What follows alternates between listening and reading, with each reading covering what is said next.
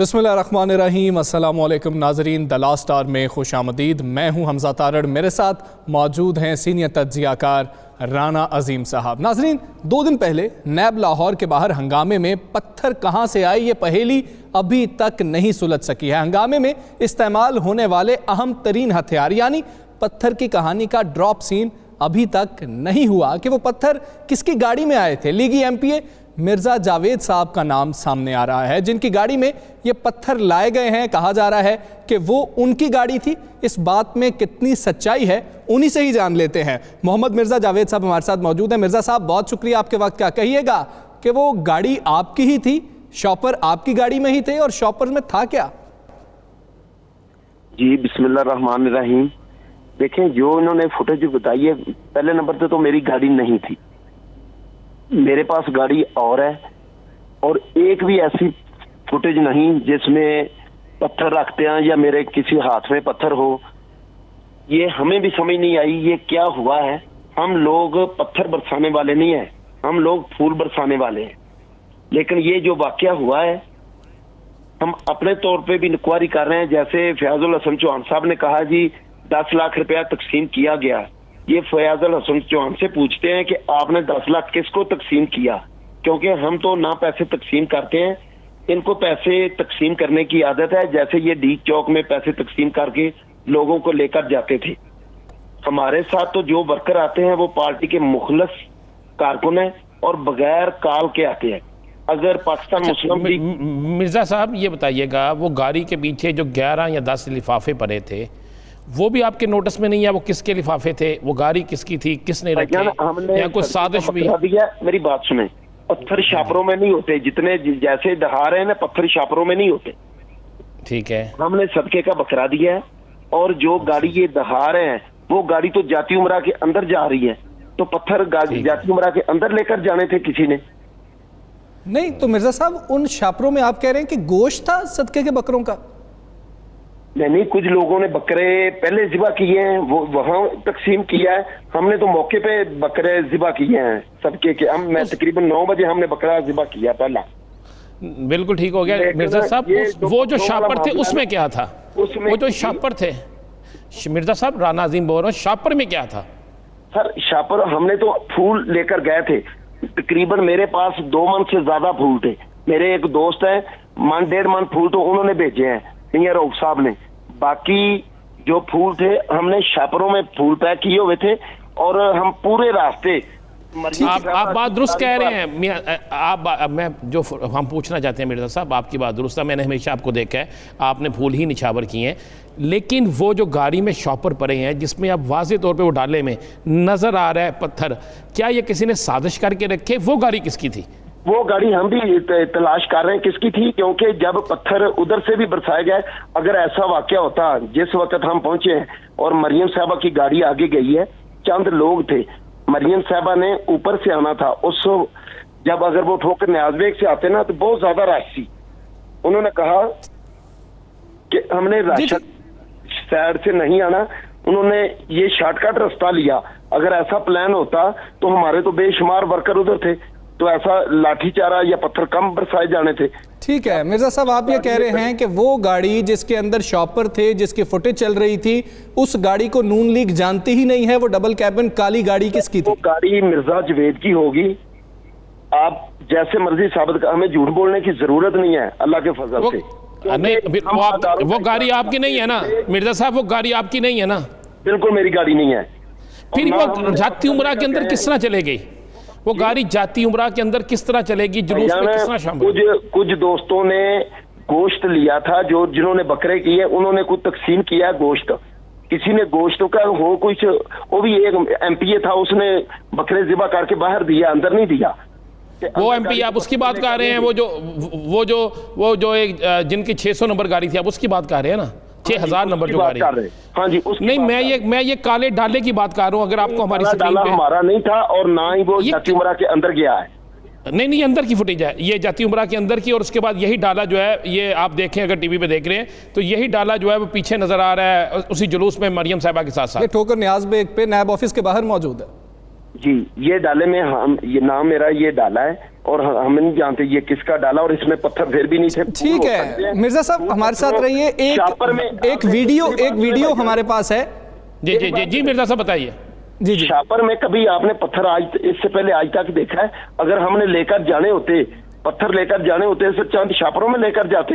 हम रात को उधर ट्रालियां फेंक देते पत्थरों की, हम पूरा कंटेनर पत्थरों का करवा देते, ट्रक लगा देते। ऐसी बात नहीं है कि अगर हमने पत्थर फेंकने होते। एक मिर्जा साहब बिल्कुल आप दुरुस्त, हम आपकी बात जो है जो आप कह रहे हैं उसका मौकफ लेके जा रहे हैं। बात सुने, पत्थर लेकर भी ये फयाजुल्लाह हसन चौहान कह रहे हैं, लेकर भी हम आए और बरसे भी हम पर हैं, लेकिन पुलिस वाले तो कुछ जख्मी नहीं हुए। हमारे मुस्लिम लीग नून नहीं तस्वीरें जारी की हैं उन्होंने, पुलिस वाले, वो खातिन पुलिस एहलकार भी जारी हुई। अच्छा, एक मिर्जा साहब आपका एक जियाला है जो बहुत ज्यादा मुस्लिम लीग नून का एक्टिव कारकुन है, हर जगह पर मौजूद होता है, वो क्या कह रहा था? मिर्जा साहब ये आपका कारकुन है, ये किसी एजेंसी का नहीं, ये किसी तहरीक इंसाफ का नहीं, पीपल्स पार्टी का नहीं, आपका कारकुन हर जगह मौजूद होता है, ये ऐसी बात क्यों कर रहा है? मैं बताता हूँ, जब मैंने बकरा ज़िबा किया है उस वक्त भी ये हमारे साथ था। मेरा बल्कि मोबाइल चोरी हो गया, इस वजह से काफी लोगों को और भी मोबाइल चोरी हुए, लेकिन मोबाइल चोरी होने की वजह से मेरा राब्ता कट गया सबसे। ठीक। लेकिन इसने मेरा हाल है शायद सस्ती शोहरत के लिए ऐसी कोई बात की है, लेकिन अगर मिर्जा साहब ने इसे ये तो नहीं कहा कि मैं पत्थर लेकर जा रहा हूँ, मैं पत्थर लेकर जा रहा हूँ। अगर मिर्जा साहब ने पत्थर पहुंचाने होते तो हम पत्थर रात को पहुंचा देते। मिर्जा साहब वो कह रहे हैं कि मैं एक पुरअमन कारकुन हूँ। मेरी बात सुने, मेरी एक मिनट बात सुने। आपने एक पुलिस वाले का देखा कि जी पांव जख्मी हुआ है। जब पुलिस वालों ने इतने बड़े बूट पहने हुए हैं तो उनका पांव कैसे जख्मी हुआ पत्थर से?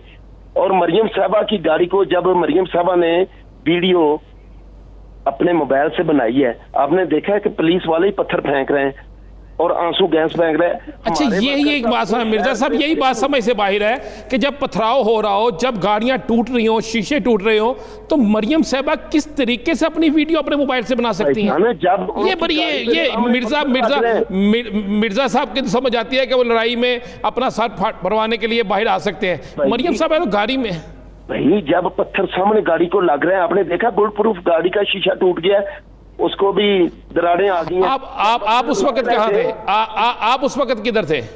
जी नहीं, हम उस वक्त पीछे थे। मैं उस वक्त हम पीछे, मैं अगर उस आप वो फुटेज निकाल लें, एक भी पत्थर वाली अगर मेरे हाथ में हो या हम उस जगह पे मौजूद भी नहीं थे हम। लेकिन ये हम देख रहे हैं इनके जो टाइगर फोर्स के लोग हैं, हमने अंदाजा लगा लिया है, हम भी उनकी फुटेज निकाल कर शिनाख्त कर रहे हैं। हमारा अंदाजा है कि आपका अंदाजा है कि आपके जुलूस में टाइगर फोर्स के लोग आ गए थे। इनके 2-4 लोग आए जिन्होंने कोई ऐसी शरारत की है। हम 2 साल में ठीक है, हम ठीक है मिर्जा साहब, पेशियां भुगत रहे हैं। आज तक एक गमला भी नहीं हमने तोड़ा और कैद ने हुक्म दिया कि आपने अदारों का एहतराम करना है। ठीक है मिर्जा साहब, ये कह दीजिएगा कि हुकूमत ये भी कह रही है कि जाती उमरा में प्लानिंग होती रही है, बाकायदा मीटिंग्स होती रही हैं, क्या वाकई मीटिंग्स हुई हैं और आप किसी मीटिंग में शामिल हुए? चौहान, वो फयाजुल्लाह हसन चौहान को ना, मेरा ख्याल है जाती उमरा में शायद कुछ भी हो, क्या पकता है फयाजुल्लाह हसन चौहान के इल्म में शायद आता होगा ऐसा। हमारे तो कोई ऐसी बात नहीं इल्म में, जो भी बात आती है नायब में पेशी की हो, कैसी भी बात हो। अच्छा, सिर्फ जो पिंडी मिर्जा साहब सिर्फ इतना बता दें, ये तो आपने कह दिया कि उसने सस्ती शोहरत हासिल करने के लिए कारकुन ने आप पे इल्ज़ाम लगा दिया। ये भी आपने कहा कि ये गाड़ी जाती उमरा से नहीं थी जिसमें ये शॉपर पड़े थे, ये गाड़ी हम फुटेज दिखा। नाम मिर्जा जवेद की गाड़ी थी। नहीं मैं नहीं कह रहा। मेन रोड पे, मेरी बात सुने, मेन रोड पे अगर गाड़ी है, इस वक्त तो उधर सिक्योरिटी नहीं है। अगर मेन रोड पे कोई गाड़ी चल रही है, आपने देखा है कि टीवी चैनल ने उस गाड़ी का दिखाया कि ये प्लानिंग से गाड़ी की तस्वीर बनाई गई है। प्लानिंग से बनाई गई? नहीं, वो दूसरी गाड़ी है, वो दूसरी गाड़ी है, वो 6000 है गाड़ी।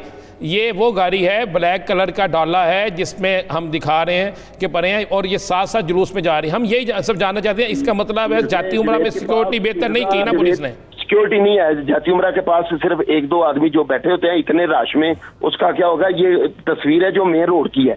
जाती उमरा मेन रोड से काफी अंदर है, कम से कम 1.25 किलोमीटर का फासला है। जी ठीक है मिर्जा साहब, आखिर में ये बता दीजिएगा कि आप कह रहे हैं इतने पत्थर खाए, जख्मी हो गए लोग, उधर शेलिंग की गई, लेकिन ये जो वाकया हुआ है ये सिर्फ इसलिए वाकया किया गया है, जिसने भी किया है, कि पार्टी के इतने ज्यादा वर्कर आ जाते हैं, मुस्लिम लीग नून काल भी नहीं करती, तो इतने ज्यादा वर्कर आ जाते हैं, इस वजह से ये वैसे ही परेशान हो जाते हैं। तो इसलिए अच्छा, इतना बता दें, सिर्फ आखिरी सवाल मुझे बता दें कि मरियम साहिबा के जुलूस में तो बेइंतहा वर्कर आ गए, शहबाज शरीफ और हमजा शहबाज के जुलूस में क्यों नहीं जाते? जाते हैं वहाँ पर ये सब कुछ क्यों नहीं होता?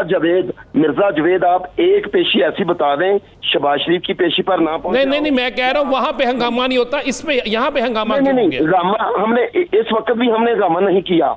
अगर हम हंगामा करने का कोई इरादा होता तो हमारे हजारों की तादाद में तो दूसरी तरफ वर्कर थे। ये जो फुटेज में लोग नजर आ रहे हैं पत्थर मारते हैं, ये भी आपके कारकुन नहीं है? भाईजान इन्होंने पहले इन्होंने जो शेलिंग की है और वाटर कैनर से ना मिर्चों वाला पानी फेंका है, उसके बाद पत्थर शुरू हुए हैं। चंद लोगों ने पत्थर मारे हैं, जो फुटेज आप गौर से देखें।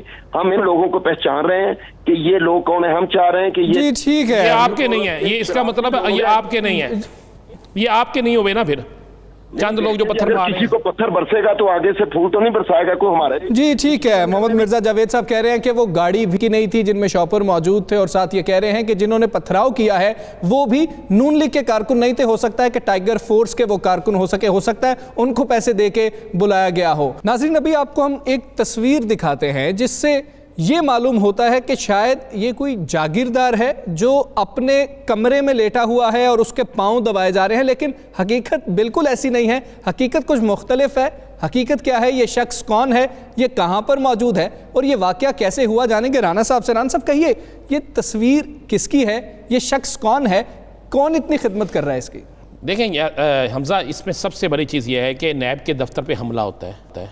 उस हमले के हवाले से नैब एक एप्लीकेशन देती है। अच्छा। और कहा जाता है कि नैब के दफ्तर पर हमला हुआ, उसमें कई पुलिस वाले जख्मी होते हैं, लाखों रुपए की इमलाक तबाह होती हैं। सारा दिन शहर जो है वो बंद वाला हिसाब होता है, रोड्स बंद रहते हैं, सारा दिन एक मजमा रहता है। वज़ीर कानून आके प्रेस कॉन्फ्रेंस करते हैं, वज़ीर इत्तलात प्रेस कॉन्फ्रेंस करते हैं, वफाकी वज़ीर इत्तलात प्रेस कॉन्फ्रेंस करते हैं। सख्त तरीन अल्फाज इस्तेमाल किए जाते हैं कि एक हमला हुआ, उस हमले में ये मौसूफ गिरफ्तार होते हैं। अच्छा। और जब ये उस हमले में गिरफ्तार होते हैं तो इस तरह लगता है कि इनको इन पे FIR भी है, आज इनकी ज़मानत हो गई है। FIR के बाद ये एक साबिक MP हैं। अच्छा। FIR के बाद इनको इन्वेस्टिगेशन सेल के हवाले किया जाता है, और इन्वेस्टिगेशन सेल का जब पुलिस का हमला है वो इन्हें अपने इंचार्ज इन्वेस्टिगेशन का रूम देते हैं। एक शख्स देते हैं कि वो इसके पांव दबा रहा है क्योंकि इसने सारा दिन वहाँ पे पत्थर मारे पुलिस को, इसने पत्थर मारे नैब के दफ्तर में, इसने पत्थर मारे वहाँ पे सरकारी अमलाक पे। और एक हैरानकुन बात है, ये तस्वीर आराम कर रहा है, एसी चल रहा है। सवाल ये है कि क्या लाहौर की पुलिस, और मेरा सवाल वज़ीर आला पंजाब से है, मेरा सवाल वज़ीर आला पंजाब के चीफ सेक्रेटरी से, IG पंजाब से है, और DIG इन्वेस्टिगेशन और CCP लाहौर से है कि जनाब अगर नैब जैसे इदारे पे हमला करने वालों और आपके पुलिस के सिपाहियों को ज़ख्मी करने वालों को आप इस तरह प्रोटोकॉल देते हैं, और शायद ये जो टांगे दबा रहा है ये भी कोई पुलिस का मुलाजम ही हो, क्योंकि अगर ये पुलिस के अफसर के कमरे में बैठ सकता है पुलिस को मारने के बाद और नैब के दफ्तर पर हमला करने के बाद, तो हो सकता है ये फिर पुलिस मुलाजम इसकी टांगे दबा रहा हो। तो ये कानून कहाँ है, और हुकूमत पंजाब इसका जवाब दे कि क्या ये खुद प्लान करके हमला करवाया, क्या ये नून लीग और इनके आपस में मिली भगत थी, नहीं थी, तो फिर पुलिस इसको किस कैपेसिटी में इतना कुछ कर रही है और इस पर खामोशी क्यों है? बिल्कुल ये देखना होगा कि कानून की बालादस्ती तब ही हो सकती है जब सब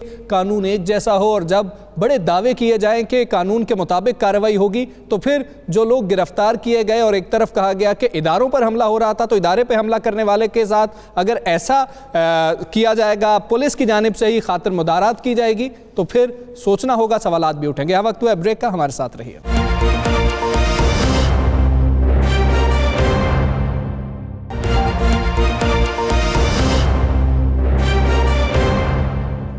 वेलकम बैक नाजरीन। कराची पाकिस्तान का सबसे बड़ा शहर है जो मसाइल का गढ़ बन चुका है। बिजली नहीं आती, नालों की सफाई नहीं होती, और रही सही कसर साइन बोर्ड्स ने इस दफ़ा पूरी कर दी। अब साइन बोर्ड्स भी शहरियों के लिए वबाले जान बन गए हैं, जबकि ज़िलाई और सूबाई हुकूमत इख्तियारात का रोना रो रही हैं। रोज़ बरोज़ कराची के बिगड़ते हालात पर चीफ जस्टिस ने भी इजहार बरहमी किया है। साथ ही वफाकी हुकूमत भी आइनी ऑप्शंस का जिक्र कर रही है। क्यों शहर कायद के ये हालात हैं, और आज बिलावल भुट्टो जरदारी साहब ने भी एक जामे प्रेस कॉन्फ्रेंस की है।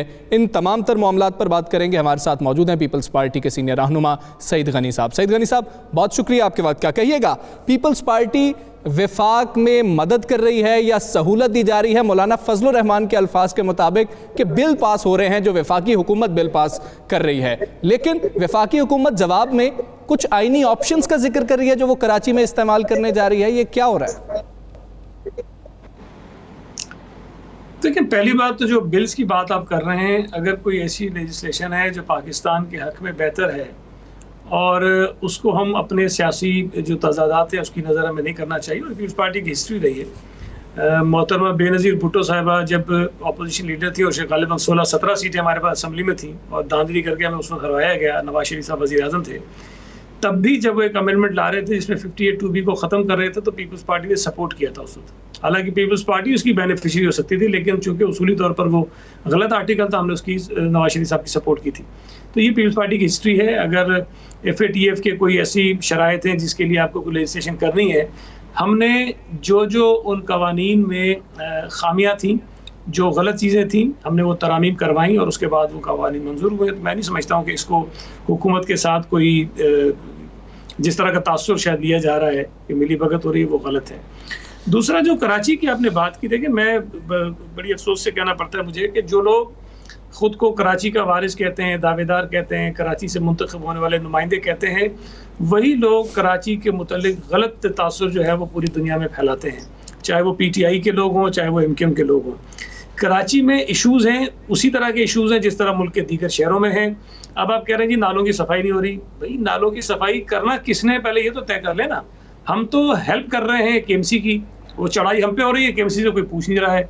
और ये भी गलत है कि नहीं हुई। जो नाले 3 नाले 38 में से 3 नाले जो NDMA ने साफ़ किए, उसमें भी हम पहले से काम कर चुके थे।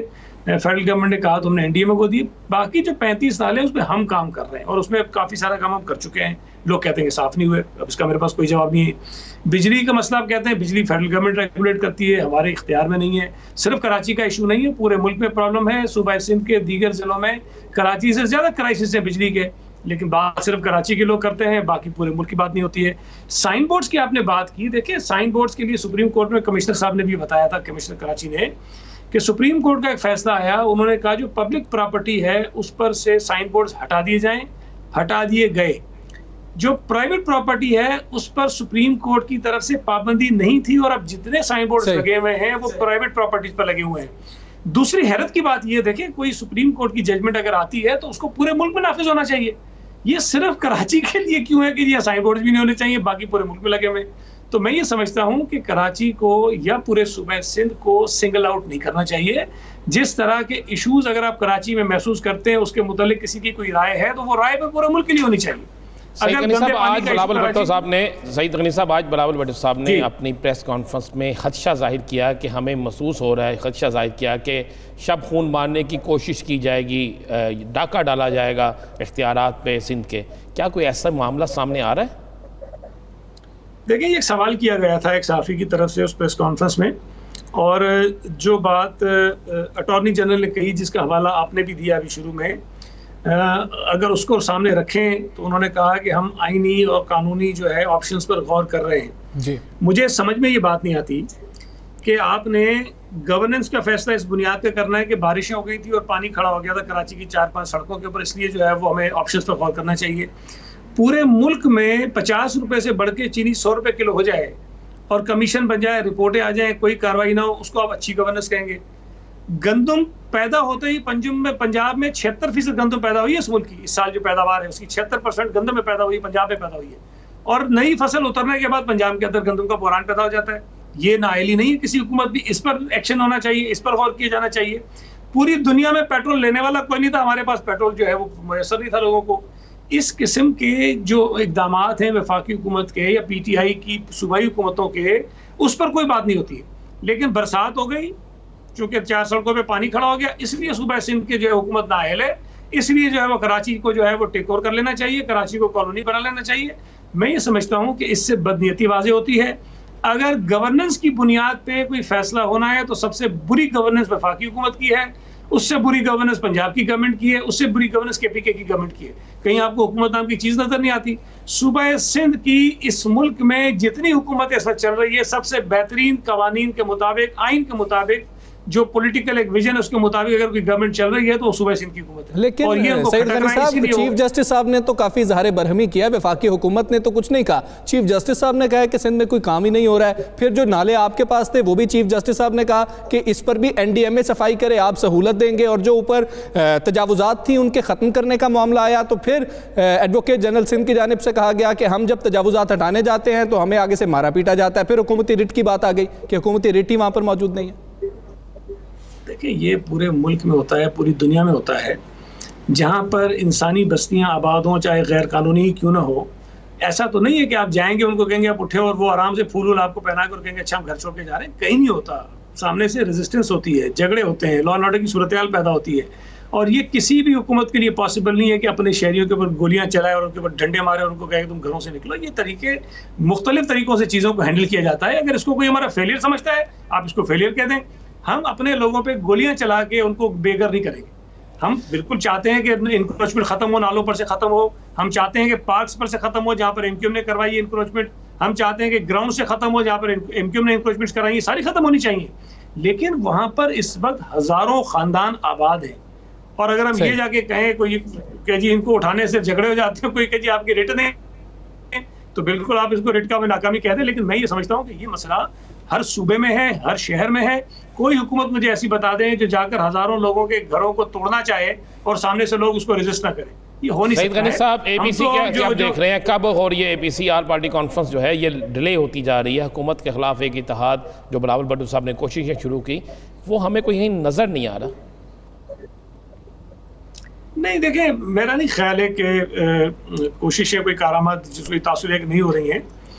ऑपोजिशन की जमातों में इस बात पर तो इत्तफाक 100% है कि मौजूदा हुकूमत जो है वो नाकाम है, नाअहल है, नालायक है। और इनकी वजह से ना सिर्फ जमहूरियत को बल्कि हमारी मईशत को और हमारे मुल्क के मुस्तकबिल को, लोगों के मुस्तकबिल को बहुत ख़तरात लाके। अब इस वजह से इस हुकूमत को जाना चाहिए। अब इस पर कोई झगड़ा नहीं है। लेकिन जाहिर है मुख्तलिफ सियासी जमातें जब आपस में बैठती हैं और किसी एक मिनिमम कॉमन एजेंडे पर साथ आने की कोशिश करती हैं तो कुछ मसाइल बीच में ज़रूर होते हैं। लेकिन इसका मतलब ये नहीं है कि जी कोई नाकाम हो गई ये चीज़ें। एफर्ट्स किए जाते हैं और मुझे यकीन है कि जो कोशिशें हो रही हैं वो कारामद होंगी। और जिस तरह मैंने कल सुना था, PMLN के कुछ लीडर्स भी कह रहे थे कि मुहर्रम के बाद गालिबन APC की डेट जो है वो तय कर ली जाएगी। जी ठीक है। सईद गनी साहब, ये भी कह दीजिएगा कि मौलाना फजलुर रहमान साहब तो खासे नाराज़ हैं, बड़ी दोनों जो जमातें हैं अपोजिशन की उनसे, लेकिन पीपल्स पार्टी और नून लीग नाराज़ नज़र नहीं आ रहे। क्या ये समझा जाए कि नून लीग और पीपल्स पार्टी इस वक्त सेम पेज पर हैं, बाकी जो अपोजिशन है वो सेम पेज पर नहीं है? देखिए, मैं अक्सर ये बात कहता हूँ कि जो मुख्तलिफ आइडियोलॉजीज़ पर सियासत करने वाली सियासी जमातें होती हैं ना, उनसे कभी ये तवक्को नहीं करनी चाहिए कि वो 100% हर चीज़ पे मुत्तफिक होंगी। वो पॉसिबल नहीं है। हमने PMLN के खिलाफ इलेक्शन लड़ना है, उन्होंने हमारे खिलाफ लड़ना है। मौलाना के खिलाफ हमने लड़ना है, उन्होंने हमारे खिलाफ लड़ना है। लेकिन जब मुल्क के हालात ख़राब हो रहे हों तो उस पर एक कोई मुत्तफिका लायबल बना लिया जाता है मिनिमम कॉमन एजेंडे पे। हर चीज़ पे मुत्तफिक नहीं हो सकते हम, तो उस पर इत्तफाक है। हुकूमत के खिलाफ जो इताअत बनना चाहिए उस पर इत्तफाक है। और PMLN में भी, पीपल्स पार्टी में भी इंशाल्लाह ताला मौलाना साहब भी आ जाएंगे और जो दीगर छोटी जमातें हैं वो भी सारी आ जाएंगी इसमें। सईद गनी साहब, एक आखिरी सवाल का जवाब दे दीजिएगा। अभी थोड़ी देर पहले आपने खुद कहा कि मियां मोहम्मद नवाज शरीफ को वज़ीर-ए-आज़म बनाया गया, हमें धांधली से हरा के 12-14 सीटें दी गई। और माजी में भी मुस्लिम लीग नून कहती रही कि हम आसफ अली जरदारी साहब को गिरेबान से पकड़ेंगे, बाटी गेट चौक में लटकाएंगे। जिन लोगों ने आपके साथ धांधली की और धांधली के बाद खुद आए, और जो लोग आपको कल तक गालियाँ निकालते थे, और जिन लोगों ने कौमी असम्बली में भी 2-3 बिल्स में आपका साथ नहीं दिया, तो क्या आप इस तहरीक में आप समझते हैं कि वो ठीक हो जाएंगे?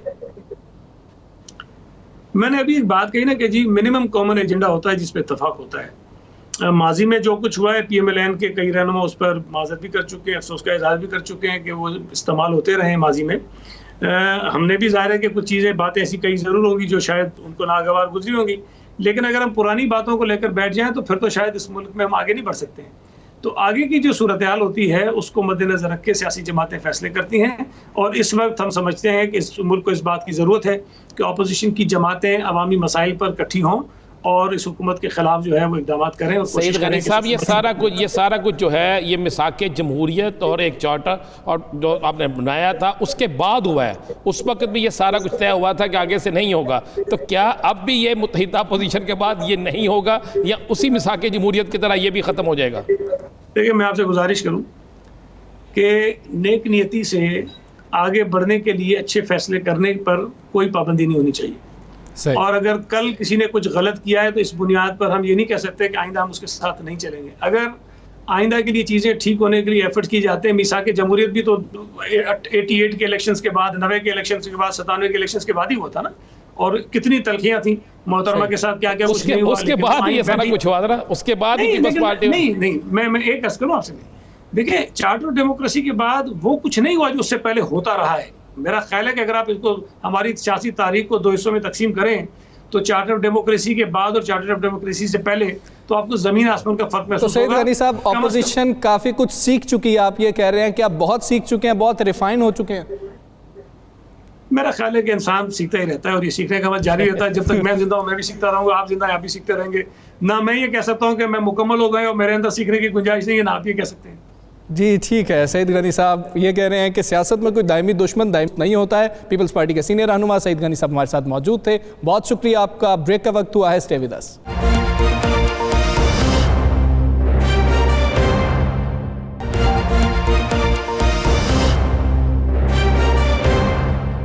वेलकम बैक नाजरीन। हमारा प्यारा मुल्क जो दुनिया में हम सब की पहचान है, जिसने दुनिया में हमारी एक अलग शनाख्त मुतारिफ करवाई है, कल इस पाक सरजमीन को आज़ादी हासिल किए 73 साल मुकम्मल हो जाएंगे। इस पाक सरजमीन को हासिल करने के लिए हमारे बड़ों ने बहुत कुर्बानियाँ दी हैं, जिनको आज भी सुना जाए तो रोंगटे खड़े हो जाते हैं, आंखों से आंसू जारी हो जाते हैं।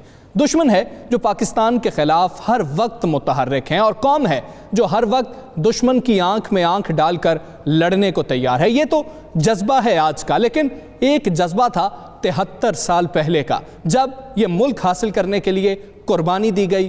तहरीक पाकिस्तान थी, कायदे आज़म के कारकुनान थे, और उन कारकुनान का जो जज्बा था वो आज तक पाकिस्तान में दोबारा नहीं देखा गया है। ऐसे ही तहरीक पाकिस्तान के एक कारकुन मोहम्मद फैज़ साहब हमारे साथ मौजूद हैं। आज हम उनसे बात करेंगे, उनसे जानेंगे कि पाकिस्तान किस तरीके से बना, पाकिस्तान के बनने के पीछे जो सोच थी कि आज पाकिस्तान वही है, क्या कायदे आज़म का जो ख्वाब था वो पूरा हुआ कि नहीं। फैज़ साहब अस्सलाम वालेकुम, बहुत शुक्रिया आपने 92 न्यूज़ के लिए वक्त निकाला, हम सब के लिए वक्त निकाला।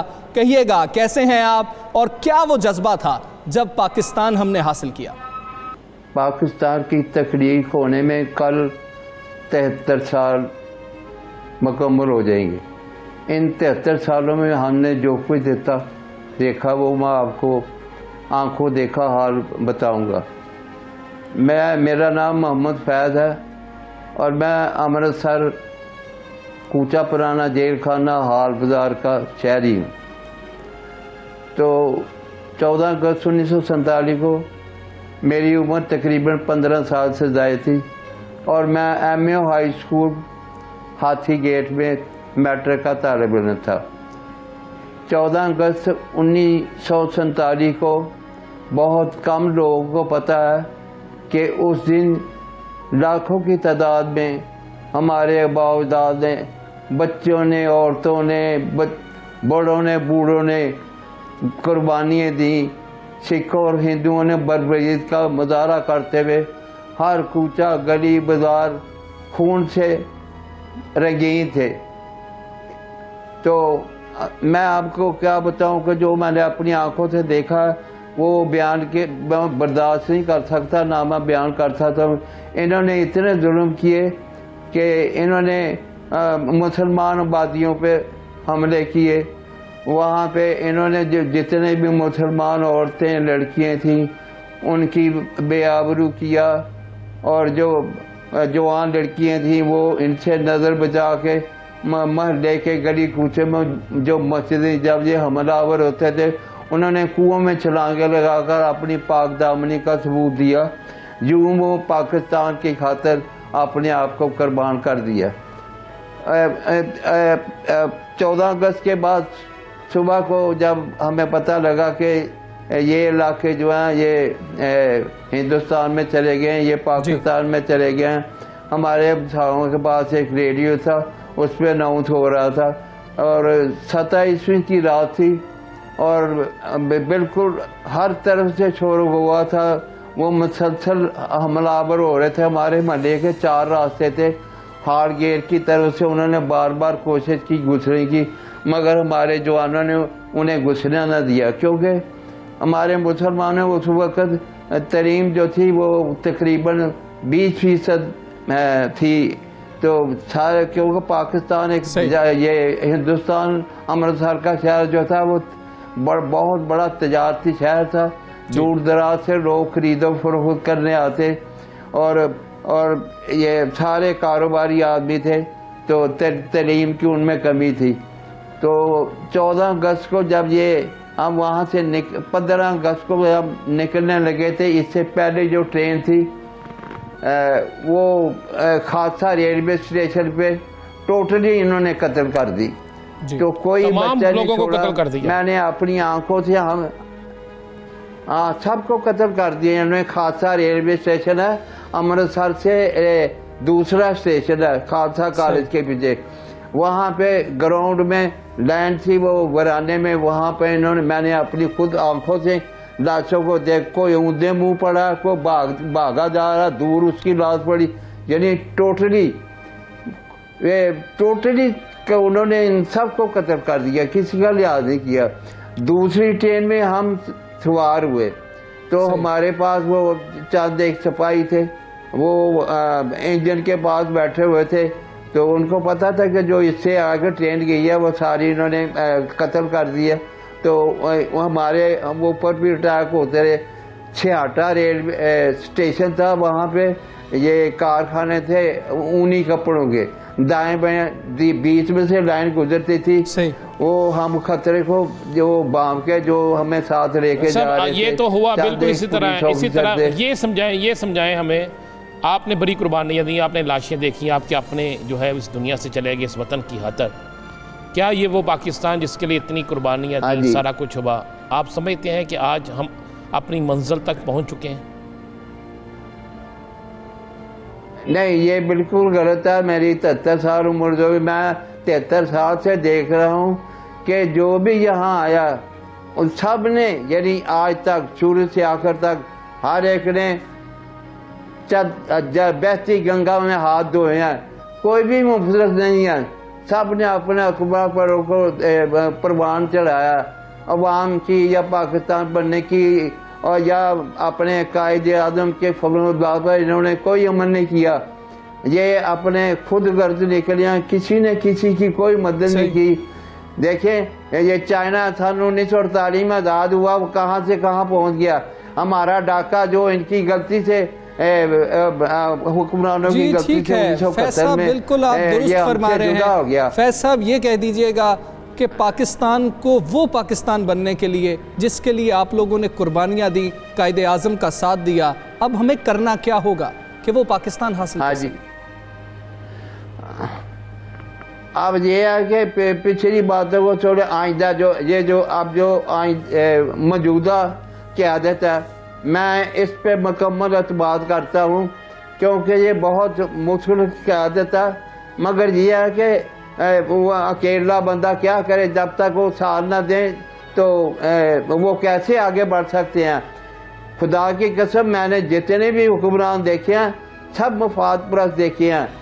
अब जो मौजूदा क़यादत आई है, हमें उसकी तरफ देखना चाहिए, उनके हाथ मजबूत करने चाहिए। इस क़यादत से हम आगे बढ़ेंगे इंशाअल्लाह। जो कुछ भी वो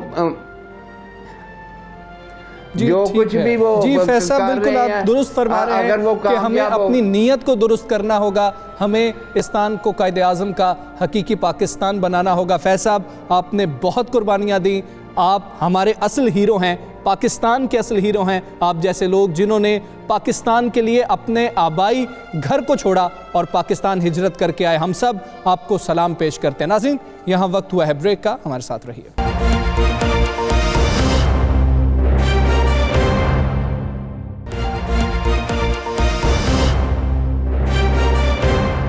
वेलकम बैक नाजरीन। मरियम नवाज एक बार फिर सियासत में मुतहर्रिक हुई हैं। इस हद तक मुतहर्रिक हुई हैं कि जब नैब पेशी थी तो उसके बाद उन्होंने प्रेस कॉन्फ्रेंस की है और अब मुखालिफिन ये कह रहे हैं कि जो नैब के बाहर तमाम एपिसोड चली, ये सुप्रीम कोर्ट पर जो हमला किया गया था नून लीग की जानिब से, उसी तरह का, उससे मिलता जुलता एक वाकया है और ये नैब पर यानी कि एक इदारे पर फिर से नून लीग की जानिब से हमला किया गया है। आने वाले दिनों में सियासत क्या रुख इख्तियार करने लगी है और नून लीग क्या मुतहर्रिक होने जा रही है? क्या मरियम नवाज ने जो खामोशी तोड़ी है वो मुस्तकिल तोड़ दी है? इन तमाम तर मामलात पर बात करने के लिए हमारे साथ मौजूद हैं एजाजुल हक साहब, जो सरबरा हैं पाकिस्तान मुस्लिम लीग से। आके एजाज साहब, बहुत शुक्रिया आपके वक्त का। एजाजुल हक साहब, कहिएगा, सीनियर पार्लियामेंटेरियन है, कई उतार चढ़ाव आपने देखे, कई हुकूमतें आती हुई देखी, कई हुकूमतें जाती हुई आपने देखी, और जब सुप्रीम कोर्ट पर हमला किया गया था नून लीग की जानिब से, उस वक्त भी आप खासे करीब थे। तो कहिएगा कि अब कुछ ममासलत आप देख रहे हैं जो 2 रोज़ कबल नैब ऑफिस के बाहर हुआ इन दोनों वाकयात में? देखिए, पहली बात तो ये थी कि जब इंस्टीट्यूशंस के ऊपर इस किस्म के हमले होते हैं तो ये जमहूरियत के लिए बड़े ख़तरनाक और ख़ौफनाक होते हैं, और इंस्टीट्यूशंस को कमज़ोर करना मैं समझता हूँ कि सियासत के लिए और जमहूरियत के लिए अच्छा नहीं है। जब सुप्रीम कोर्ट पे हमला हुआ था तो मेरे तमाम दोस्त जो PMLN के अंदर थे उन सब से राब्ते कर और उन्हें कोई ना कुछ हिदायत दी गई थी सिवाय मेरे, क्योंकि उनको पता था कि इसने बीच में शामिल नहीं होना। और उस दिन मैंने फिर शाम को BBC से बात करते हुए ये कहा था कि आज पाकिस्तान की जमहूरियत का जो दौर है इसका सबसे स्याह दिन था आज, क्योंकि एक सुप्रीम कोर्ट पर हमला हुआ। देखें, अब जो नैब के ऊपर हुआ है, देखें नैब की अपनी भी एक साख को उन्होंने खुद नुकसान पहुंचाया कि कुछ रेफरेंसेस ऐसे बनाए जो कि मजाक बनकर रह गए और कुछ रेफरेंसेस ऐसे थे जिसको सुप्रीम कोर्ट ने जिन रेफरेंसेस की बड़ी तज़दीक की, जिनके खिलाफ भी बनवाए, चाहे ख्वाजा बरादरान के खिलाफ या किसी और के, कि वो ठोस सबूत लेकर नहीं गए। मरियम नवाज की एक बात मुझे कल जो मैंने देखी, जो कि मतलब लग रहा था कि भाई इसमें कोई सदाकत है, वो ये थी कि जब वो कॉल अप नोटिस पढ़ के सुनाया गया तो उसके अंदर कोई ऐसी चीज़ नज़र नहीं आई जिससे कि उन पर कोई इल्ज़ाम लगा हो। पहली बात तो ये। दूसरी बात यह है कि पाकिस्तान की सियासी जमातों के अंदर आप पहले ही देख लें कि नैब का जो हालात ऐसे हैं कि आपको जरदारी के ख़िलाफ़ रेफरेंसेस आप कराची में नहीं कर सकते, आपको इस्लामाबाद में करनी पड़ती हैं। वो क्या वजह उसकी कि वो 2-3 हज़ार लोग ले जाकर कराची के अंदर जो है वो नैब के ऑफिस में वही करेंगे जो लाहौर में इन्होंने किया। तो अगर आप 2-3 हज़ार लोगों पर तो कोई भी जमात, सियासी जमात, छोटी से छोटी सियासी जमात भी है, वो 2-3 हज़ार जो है वो कारकुन इकट्ठे करके और फिर वहाँ जाकर ये हल्ला गुल्ला कर सकते हैं, तो बेहतर ये होना चाहिए था। देखिए, मुझे अफसोस इस बात का होता है कि जब आप नैब में जाते हैं तो आपकी अकाउंटेबिलिटी हो रही होती है, आप पे इल्ज़ामात लग रहे होते हैं कि आपने करप्शन की है या अपनी पोजीशन से तजावज़ किया है या अपनी पोजीशन को मिसयूज़ किया है या आपने अपने रिश्तेदारों की पोजीशन को मिसयूज़ किया है।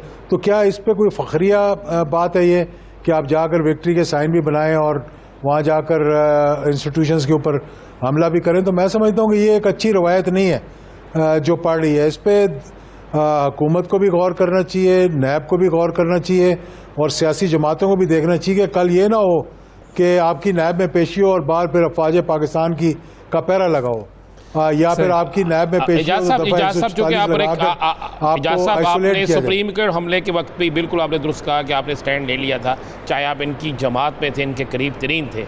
तो आप हम यही पूछना चाहते हैं, चूँकि आपको इनकी जहनीत का बड़ी अच्छी तरीके से पता है कि किस तरीके से दारों, ये जो बेशक कॉल नोट क्या था क्या नहीं, लेकिन क्या दारों के बाहर इस तरह जाना चाहिए? क्या ये दारों पे हमला था या इजहारी यकजहती थी अपनी क़यादत के साथ? देखें, सुप्रीम कोर्ट के ऊपर जो हमला हुआ उसका दाग आज तक मुस्लिम लीग नहीं धो सकी। PTV के ऊपर जो हमला हुआ, पार्लियामेंट के ऊपर जो हमला हुआ, PTI आते हुए ज़माने तक वो दाग नहीं धो सकेगी। ये इल्ज़ाम उन पर लगता रहेगा और इस पर कोई फ़ख्र करने की बात नहीं है कि आप अदारों के ऊपर हमले कर रहे हैं। मतलब सियासत के अंदर बहुत सी चीज़ें आपको करनी पड़ती हैं, जलसे जुलूस करने पड़ते हैं, मतलब पहिया जाम करना करते हैं आप, लेकिन ये पहली दफ़ा ऐसा प्रेसिडेंस आप क्रिएट कर रहे हैं जिसका कल आपको आपके गले पड़ेगा। ये जी ठीक है देखिए, एजाजुल हक साहब, ये आज कह कल दीजिएगा जो कुछ कि हमने किया, जी एजाज साहब ये कह दीजिएगा कि मरियम नवाज साहिबा ने जो खामोशी तोड़ी है, ये कोई सियासी बसीरत है या सिर्फ अपने केसेस को ही गुजारना मकसूद है? देखिए, ये कुछ सियासी बसीरत नहीं होती कि आप डिफाई कर रहे हैं, इंस्टीट्यूशंस पर हमला करते हैं। सियासी बसीरत तो ये है कि मरियम नवाज, इसमें कोई शक नहीं कि नवाज शरीफ के बाद अगर कोई PMLN के अंदर कोई लीडर है तो वो मरियम नवाज है, और उसकी जगह ना शहबाज शरीफ ले सकते हैं ना बाकी जो लीडर है वो ले सकते हैं। तो अगर मरियम नवाज सियासत करना चाह रही हैं तो उनको किसी ने क्या रोका है? क्या नैब पर हमला कर कर अब ये लोग, तमाम मीडिया आपका ये जो बात कल से कर रहा है कि जी वो मुतर्रक हो गई हैं और सियासत में वापस आ गई हैं, घोड़ा भी है, गज भी है, मैदान भी है। आप जाएं अपने जलसे जुलूस से ऐलान करें और हुकूमत को रोकने दें। आपको वो होगा कि आपने सियासी अपनी एक उसका आगाज़ किया, आपने मतलब सियासी मुहिम का आगाज़ किया है। लेकिन इस तरह करके आप मेरे ख्याल में कि एक ऐसा प्रेसिडेंस क्रिएट करें ये जो कल आपके गले पड़ेगा जाके। एजाजुल हक साहब, मरियम के मुतहर्रक होने, उसके बाद मुतहर्रक हम ये नैब के बाद जो जलसा जुलूस लेके गई, उसके बाद उन्होंने प्रेस कॉन्फ्रेंस की, उसमें मियाँ शहबाज शरीफ और उनके बड़े करीबी साथी गायब थे। तो क्या ये मरियम अब हुकूमत के लिए ख़तरा है या शहबाज शरीफ के लिए? देखिए, ये बात अब आज से नहीं चल रही, ये बात बहुत अरसे से चल रही है। आपको मालूम है कि जब नवाज शरीफ साहब को नाअहल करार दिया गया था तो उसके बाद जो मीटिंग हुई थी, मैं उस मीटिंग में मौजूद था, तो उसमें नामजद किया गया था शहबाज शरीफ साहब को, और शहबाज शरीफ साहब की ये जिद थी। अब ये नवाज शरीफ, शहबाज शरीफ की सियासत तो पीछे रह गई है, अब बच्चों की सियासत सामने आ रही है। तो शहबाज शरीफ साहब ने कहा कि अगर मैं वज़ीर आज़म बन रहा हूँ तो वज़ीर आला जो है वो हमजा शहबाज बनेंगे, जिस पे फिर मरियम नवाज ने और दीगर जो मुस्लिम लीग के कायदीन थे, कईयों ने नहीं माना, और नवाज शरीफ साहब ने भी इस बात पे एग्री नहीं किया। तो उन्होंने कहा अच्छा, अगर आप ये बात नहीं मानते तो मैं पंजाब में बेहतर हूँ। फिर फैसला किया गया कि शायद खान अब्बासी जो है वो प्राइम मिनिस्टर बनेंगे कुछ अरसे के लिए। लेकिन मुझे मालूम था कि कुछ अरसे के लिए नहीं, बल्कि जो बाकी का टेन्योर है वो सारे का सारा वो शायद खान अब्बासी, क्योंकि ये गुड्डे गुड्डी का खेल तो नहीं है कि आप एक वज़ीर आज़म बनाएं और फिर दूसरे को ले आएं आप। जी एजाजुल हक साहब, ये कह दीजिएगा यहाँ पर कि तो ये चीज़ें जो है ये गौर करने की हैं। जी ठीक है, जो APC का मामला है, अपोजिशन को कोई फ़ायदा होगा या 5 साल ऐसे ही गुजर जाएंगे? देखिए जी, अपोजिशन को एक ही फ़ायदा हो सकता है जो कि चार्टर ऑफ डेमोक्रेसी के बाद पीपल्स पार्टी को हुआ। दोनों जमातों ने वहाँ बैठकर एक APC बुलाई, पहले आपस में चार्टर ऑफ डेमोक्रेसी किया, आप सबको मालूम है, और तारीख का हिस्सा है। और उसके बाद दोनों जमातें इस अपॉर्चुनिटी पे बैठी रहीं कि पहले किसके साथ मामला तय होंगे। जिस तरह आपने देखा कि बाद में पीपल्स पार्टी ने NRO कर लिया और मोहतरमा जो है वो पाकिस्तान आ गई। खैर ये बहुत लंबी कहानी, मैं उसमें नहीं पढ़ना चाहता। मौजूदा APC भी उसी तर्ज पे होगी कि दोनों जमातें जो हैं वो इस वक्त रिलीफ के चक्कर में, वो इस्टेब्लिशमेंट की गोद में बैठना चाह रही हैं। वो चाह रही हैं कि हमें कोई आंख मारे, हमसे कोई बातचीत करे। तो इस APC पे भी, एस्टेब्लिशमेंट पे, और अगर हुकूमत पे प्रेशर पड़ा जी तो ठीक है, दोनों जमातें जो हैं वो रिलीफ चाहती हैं, इसलिए ये APC का एजेंडा बार बार सामने रखा जाता है। और इसी तरीके से अगर चार्टर ऑफ डेमोक्रेसी हो जाता है तो फिर ही कोई अपोजिशन को फ़ायदा होगा। एजाजुल हक साहब हमारे साथ मौजूद थे, बहुत शुक्रिया। द लास्ट आवर से मुझे और राना अजीम साहब को इजाज़त दीजिए। अल्लाह हाफ़िज़।